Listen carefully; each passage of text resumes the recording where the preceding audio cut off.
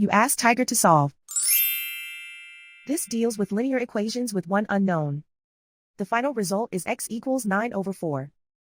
Let's solve it step by step. Group all x terms on the left side of the equation. Subtract x from both sides. Group like terms. Simplify the arithmetic. Group like terms. Simplify the arithmetic. Group all constants on the right side of the equation. Add 21/2 to both sides. Combine the fractions.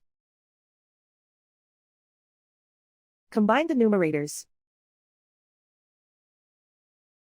Reduce the zero numerator. Simplify the arithmetic. Convert the integer into a fraction. Combine the fractions. Combine the numerators. Isolate the x.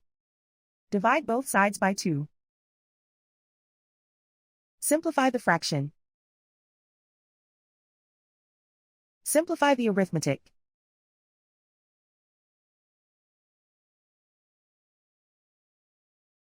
And so the final result is x equals 9/4.